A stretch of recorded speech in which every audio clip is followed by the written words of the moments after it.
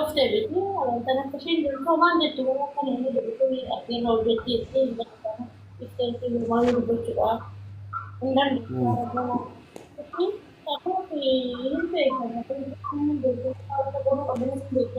Mana kumara dura mana kuning bersito. Yes.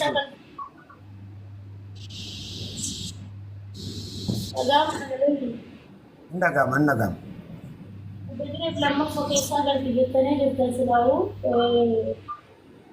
मैं आधा था तो शेयर कर रही वांग को हम तो वो माना तो बोलने को हम फिर इंसान ले बाबा ने शेयर को हम बात बोलते हैं वो मकान आलू कर Ani waan irraa eegamu cufa godhee jira. Namoota hedduun ol argine herreegallee goone waan jiru laalanii isillee gaafatanii waan harka kenneefillee waan risiitii qabullee cufa hundaa laalanii akkasitti wajjin bilisa bahee jiran. Sinigale kanaaf akka dandamaa ta'een uummanni keenya asirra jirullee waan kana beekuu qaba. Dhugaan ilmoo rabbiiti sabboonaallee bakka jirutti bakka ustaazni jirutti bakka namoonni sila argiteetiin waan kana murteessuu danda'an jiranitti waa hundaa wajjabaanee jirra. Ammaaf wiixataa fi qilxata keessa gara biyyaa akka galtu waliin dubbannee turre. So haati faatee mootuu akka danda'amaa ta'een hordoftoota kiyya xiqqaatu haa guddatullee tikkeettis ta'u ni gaafadhaaf yaada jedhu kaaftee turre. Har'a kanaan namni bira dhaabbachuu barbaadu bira dhaabbachuu danda'a. Mucayyoon Jamiilaa jedhamti yookaan immoo maqaan isii biraa Faatiyaadha. Kanaaf akkasii isiirraa arguu fi isii arguun immootu waan tokko akka hubatan nama taasisa. Ilkaanii fi dubbiin adiijitti tola jedhanii waan gootu tokko ifaa fi bilisatti uummata waliin haasayaa yoo deemte booda wal duuba wanni ati haasoftu tokko hin jiru jechuudha. Walumaa galatti ani waan irraa eegamu godhee jira. Haatillee kunooti komii tokko malee rakkoonis jiraate gaafii uummanni yoo qabaates waan kaleessa amaanaa kaayate karaa sirrii fi sirrii ta'een itti fayyadamne uummannis qulqulleessee isiin illee hubatteetii jirti. Kanaaf walirraa hubachuun gaariidha jechuu barbaadeeti. Galatooma yaada yoo qabaattan yaada keessan dhiyeeffadha.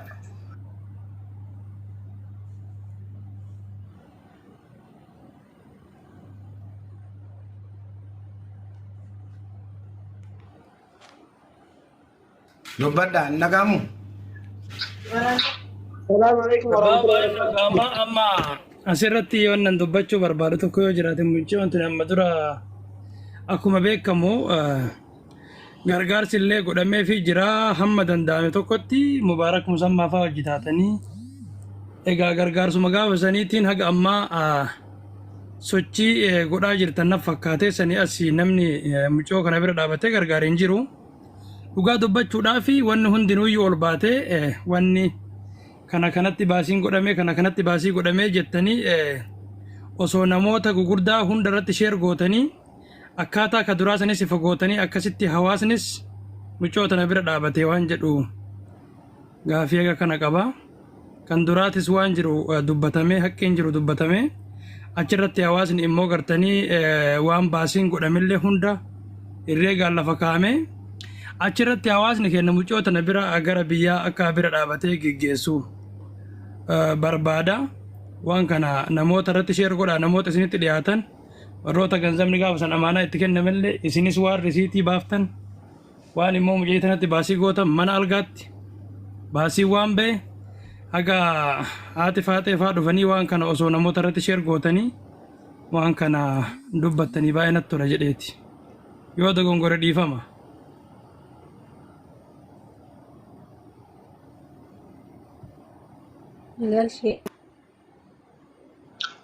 Nuruddin Mutir jirta. Okay, herregni already godhamee jira. Ammatti akka barbaachisu namoonni gaafas herrega godhan dhufuu ni danda'anii yaada itti kennuu ni danda'anii mucayyoon illee haa dhukkubsattu malee arguu hubachuu dubbachuu nama danda'u. Kanaaf baasii bahe waan bayaa ture isirra illee hubachuu ni danda'ama. Warroota herrega kana taa'anii ilaalanii ijaan arganii godhanii du'aayinaa godhanii addaan deemne illee gaafachuu ni danda'ama. Dubbii gaafa herregaa keessatti namoonni gara 7 moo 8 argamanii jiru. isaanis dhufuu danda'anii ana kanarraa eegamu waamicha godhuudha. Waamichi kun waamicha obbolummaati. Egaa walii qulqullaa'uu caalaa wanni nama gammachiisu hin jiru. Akkaan ta'inna akka malee hin ta'inna rabbiif jecha eega nama bira dhaabatan rabbiif jecha ani miidhama kiyya ka ji'a lama naannoo ji'a lama already ji'a lama seennee jirra. Ji'a lama kana baasii fi xaarii dadhabbii kiyya jedhee wanni isirraa gaafadhe tokko hin jiru. Kana mootu ragaadhaan qulqulleeffachuu ni dandeettanii. Sabboonaan sanyii jawwee gaafas herrega keessatti argamee waa hundaa fudhatee jira. Akkasuma mootu amaanaan gaafas ustaaza bira kaayanne ani mallaqa kootiin yaalaa ture risiitiidhaan waraarradee irraa fudhadhe akkasitti isillee gaafatanii nagaan adda baane. Kanaaf amma wiixataa fi qilxata keessaa deemuu qabdi. Waan jiru immoo haadha faaxeetitti illee haasa'ee suuradhaan isillee ergee fi isillee nooliin haasoftee jirti. Waan qulqulleeffachuu qabdan waan akka ajandaatti boru walirraa haasa'uu dandeenyu har'atti qulqulleeffachuu ni dandeettan jechuu barbaadeeti. Galatooma.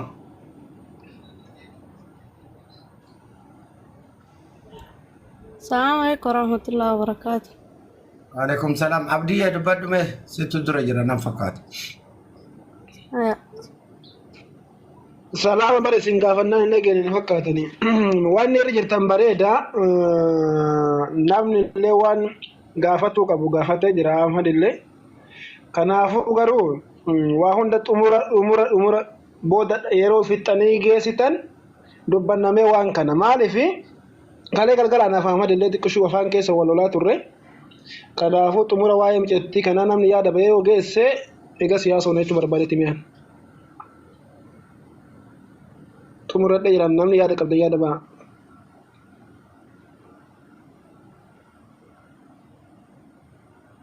Muutira jirta Nuraddiin muutira kaattee haasaa jirta bara. Already herregni godhamee jira. Mucayyoon immoo as jirti. Warroota gaafas herrega godhanii ijaan argan qulqulleeffachuun barbaachisummaa qaba. Amma akka wajjin jireenyaa fi waliin jireenyaa yeroo rakkina wal bira dhaabbannutti waa tokko qulqulleeffachuun uummata kanallee barbaachisummaa qaba. Waan jiru itti himta malee tokkoon kuni kana jechuu hin dandeessu. Haadharraa hubachuun immootu akkaan barbaachisaadha. Akkasuma warra gaafas taa'anii tokko waan silaa gaafachuu qaban gaafatanii ifatti as baanii uummata kanatti hin himna jedhan dhufanii dubbachuu danda'u. Kanaaf ani waan narraa eegamu godheetii jira. Ammaan wanni duubatti eegdan tokko hin jiru yoo waas gaafachuu barbaaddan anis kunoo mucayyoon dhukkubsattus kinoo gara biyyaa galuudha qabdi. Ammatti mootu wanti isii barbaachisu maal yoo ka jennu taate mucayyoon biyya kana keessatti yaalamtee yaala argattee jiraachuu hin dandeettu gara biyyaa galuudha qabdi. Dhukkubni isii tokko lama miti riippoortiin mana yaalaa ba'ee jira. Kanaaf akkaataa kanaan olaa hubannu dubbadha. Ganni maal jedhu? Nuraddiin isaaba gootanii jirtanii isaaba erga gootanii argitanii jirtanii mucayyoon isaa akka maaf harkaan qabne argitanii jirtanii duraan dursa ulfaadhuu siin ja'an waanuma hundaafu ulfaadhu oolmaa ooltee hundaafu ulfaadhu waaqayyoon jecha dirribiidhaan oolmaa keessiifaa deebisu itti aansee ani waanan jedhu amma asitti haasofnee deemuu bichaa wiiti qabadha agawoon ani dubbadhu namni takka laala dubbatinaa. Haasofnee deemuu bichaa miti. Mucayyattii tikkeettiin muramee fi jira qophooftee irratti galuu fedhi. Biyya galtee qoricha malee hin jiraatu. Herreegni godhamee jira hin gadda herreega gootanii jirtan. Homaa of harkaa hin qabdu. Akkanumatti fuunee riippoortumaan geenyee gannee biraa deebinamu. Mucayyoo tanaa waan nama qoricha ittiin bitatullee walitti guurramaaf. Ani kanaaf dhufe. Kanaaf dhufeen. Uummanni Oromoo quba qabaatee isaafni waan kanaan dura uummanni gargaara ittiin yaallamtee haga kana lubbuun jiraatteetti. Amma immoo biyya galuudhaaf tikkeettii muramee fi jira. Isaafni godhamee dhumate. Tikkeetti muramee harkaan kenne barganni. Tikkeettiin already muramee harkaan kenne akka tikkeetti muramee galtuu kan dubbatan. Kanaafuu amma wanni godhamuu qabu maallaqni hin jiru kan guurame dhumameera ittiin yaallamteetti ammas maallaqa barbaachisaa jechuudha. Maallaqni barbaachisummaa inni tikkeettiin hin muramne isaa ganaa murtanii ganaa murama. Maallaqni tikkeettiin barbaachisa. Warra Imbaasin arga tikkeetti mureef immoo mucayyattii dhaahumaa uumaan gargaaru akkanumatti gaggeessina qorichi mallee waan itti bitattu. Baba. Kanaan hin beeku uummanni haa murteessu. Gaafii waa si gaafachuu barbaade. Mee qoya ijoollee qoya mee dhiifama. Ela baaba qarqaarsatti qoy mee obboleetti qoyka.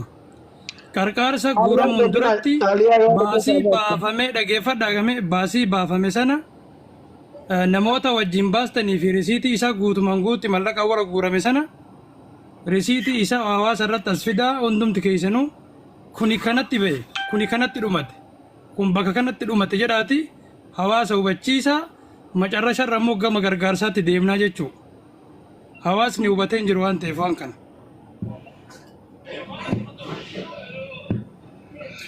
Kanaafuu amma risiitii gaafasii amma warroonni herreega godhan yoo dubbatan irra noyyuu ammadhaan amma tokko tokkoon amma as keessatti namaa ibsuu irraa teennee herreega goonee jirra waan qabatamaa fi qabatama jiru irratti dhaabbatanii mallaqa kiyya naa kennanii jiranii ani mallaqa gaafas mallaqa amaanaa kenne sana irraan baafne kiyya baasee dhuma irratti ilaalanii fuudhanii naa kennan so sabboonan jira gaafas jechuu Siraaj jira Ustaaz Abdurrashiid jira Ustaaz Abdurrahmaan jira tartiiban herreega godhanii isillee gaafatanii waan isii bira jiru waan harkaaf harka kennellee akkaataa saniin herreega godhaniiti isaan dhufanii yaada itti yoo kennanii noyyuu ani dubbachuun.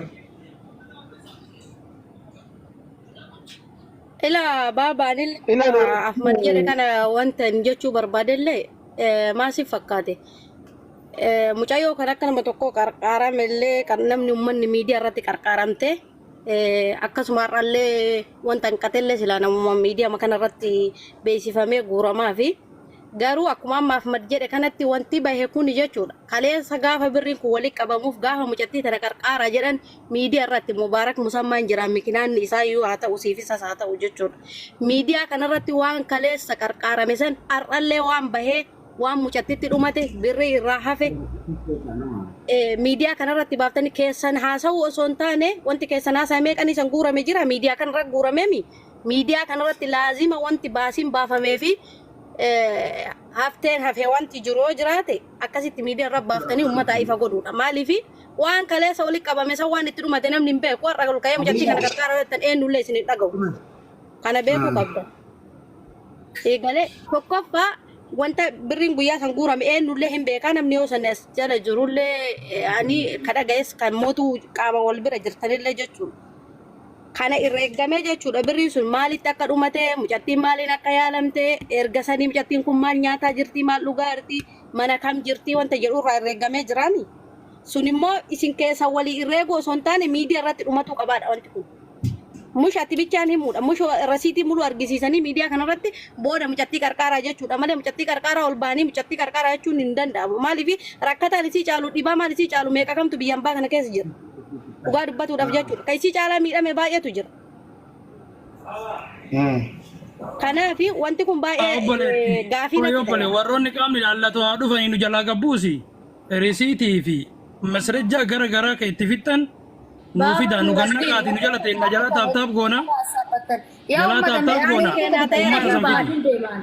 Baba yeroo takkeetti bichaa dubbadhee deema. Mashi dubbii ofirraa buusnee bichaa intala dhiisnee sitti darbinee dhiisu. Isaamni godhamee jira waan itti baastan isaaba godhaati kana birrii kuma 17 guuramee miti kuma 17 kana jaa. Imbaasi naga yaalchise imbaasi naga sadarkaa kana yaalchise jira. Baba nan dubbadhaan irratti hin qabina. Imbaasi naga sadarkaa kana ishee yaalchise jira. Saa haga operaasyoonii taate dirresi imbaasi yaalchise. Saniin booda miti gargaarsi uummataa kan dhufee maallaqni uummataatti ba'e. Waan uummanni guureef kana yaa Oromoo uummanni sun guutaa. Imbaasiin ofii isaatii birrii dide malee imbaasii wayiitu yaalchifne mucattii odoo mana haakimiin dhaqin mana ijaazaa keessatti ofiitti dhaqnee guurre birrii. Imbaasiin ofii isaatii ani fudhu birrii jedheetiin mucattii naxaa nacha warqatii baaban dhaqee barreessisiiseef mucattii kan itti bahe ammallee mana haakimaatti osoo hin taane mana kan nyaataa kan dhugaatii mana ijaazaa mana algaa qabattee jirtu jechuudha. Imbaasii ka ta'e waraqaa nacha warqatii barraa'eef mucattii odoo mana obboleetti yaqaali qoy ummata wajjin baasana sana masrajjaa fidanii dhiisaa isin waraqaaleen mana yaalaa kan ambaasirraa barraa'ellee nu bira jira waan ta'eef mana yaalaa akkamitti akka bahe akkaataa itti bahe isaantu beekaa fidatanii isin kana dhiisaa namoota wajjin baasii gootan san fidaa baaba jalaa gabbuuna gastii guutaa ol galchaa jalaa taap goona ana bibi dhageeffadha jaran ani xiqqaan guddaan gaafa dhufu kabajaadhaan waamichas taasisee namni illee naa bahuu didee herreegallee gochuuf waamaa ture namni naa dhufuu didee dhuma irratti gadaa reesturaantii dhaqee achitti nama walitti qabadhee ani ofillee qulqulleessee dubbii mucayyoo tanallee akka qulqullaa'u barbaadetti imbaasii yaalchise ka jettan imbaasii waan yaalchisen qabu xalayaa nu barreessee jira xalayaa saniin alatti wanni yaalchise tokko hin jiru mucayyoo turtii guyyaa torba moo 8 booda fuudhaatii baanii nuun jedhan eega operaasyoonii taatee booda achi booda mucayyoon hin dhukkubsattee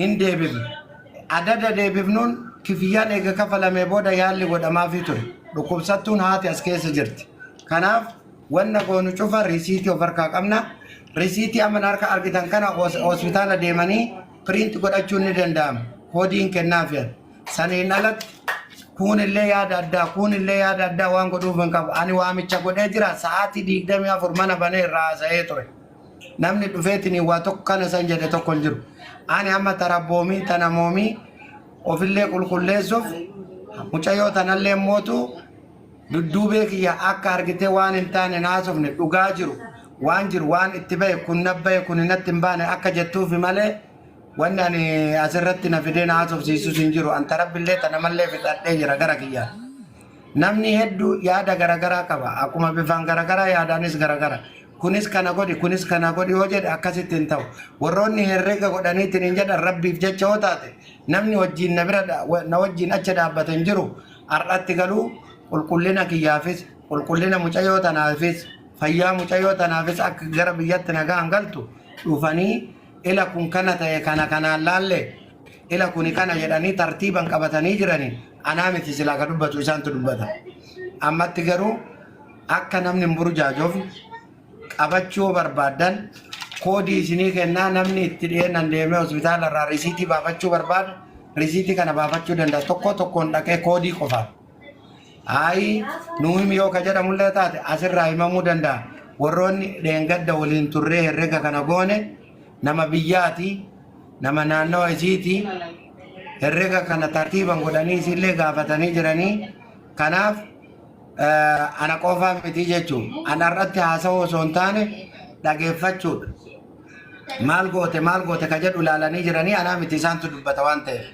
kanaaf keessoodhaan akkuma jettan dubbachuurra asirratti dhufanii dhugaa jirtu kuni kanaan ta'e jedhanii namni hundi akka ifaan ifatti hubattu gochuun barbaachisummaa qaba kana irratti namni hedduun yaada isaanii hin uguran natti fakkaata sabboonaatti sheer godhaa itti bilbilaa haa dhufu waan argee fi ragaa isa bira jiru haa dubbatu har'atti ani baay'ee wanni na dirqisiisus hin jiru waan kiyya waan silaa godhuu qabu godhee jira faayidaa dhuunfaa kiyya jedhee wanni isirraa barbaade tokko hin jiru isiin illee ragaa warroonni ijaan arganis ragaadha kanaaf har'a qarqaarsaaf isinit dhufu osoo hin taane kaleessa ka amaanaa namni fuudheetiin isinit kenne maal gootan jechuun keessan gaaffii sirri san irratti immoo baasii baafnetiin hin jenne ana osoo hin taane warri ijaan arge osoo dubbate irra gaarii akkas jechuu barbaadeeti jedhan. Ilaa baabaa maasiif fakkaate dhugaa dubbatuudha fi namni kan isa mucattii kana birallee dhaabatee guyyaa 2 yookiin 3 odoo uffata keetuu galtee mana keetitti hin jijjiiratiin wajjin bulte yaani bira dhaabbataa ture siidha. Amaanaa gaafsan sitti kennamellee kan galmaan gahee mucayyoo kanallee yookiin sadarkaa ganaatiin nuu ga'e akka gaafsanii irraa jechuuf fooyyaa ganaatiin nuu ga'e siidha akka gama tokkoon kanaanuu si galateeffatu yaani gaariidha beeyte.